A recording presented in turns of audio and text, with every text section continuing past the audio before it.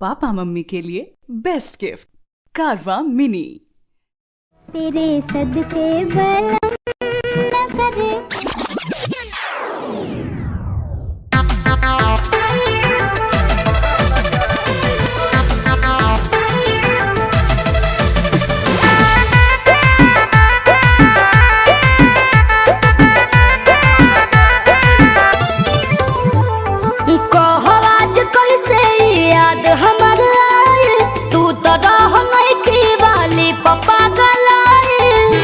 तो बतिया सोचे बानी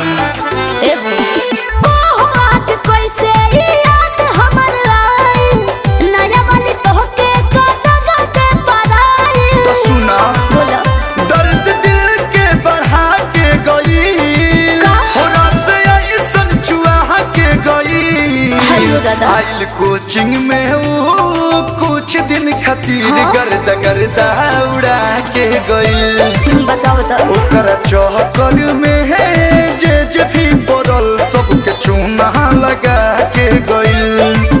हलब के टानिक पिया के गइल। बड़ा धधाइले रहलो।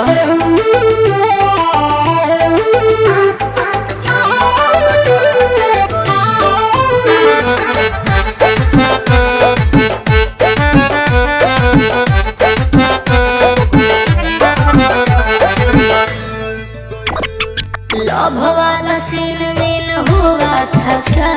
सच बोलो टच किया था क्या? तहरा से झूठ ना बोलम। लो सुना लाले लाले होठ पर लिप्स हम सटा के किसे खाली किए थे कोई क्रिया खा के जड़ी ऐसन सुना के गई। हो गया ऐसन लगा के गई। चीज रहे सुपर हम यहाँ जो कहब सबके तू और बना के गइल। आइल कोचिंग में वो कुछ दिन खातिर सबके सोचिंग धरा के गइल। गर्दा उड़ा के गइल।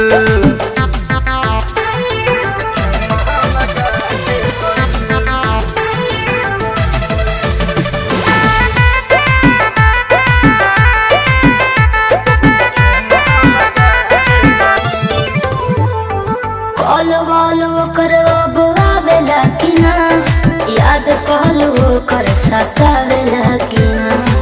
मिस तो इतना करते कि अभी तक आँख मिस रहे हैं। आए डरिस बहु करा गईनी जब मिले जान के हकीकत तो टूट गइल दिले।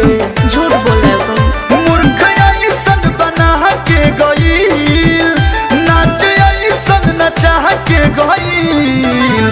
भर्ती होइए जैती भाग गइनी आगरा का पता दे गइल।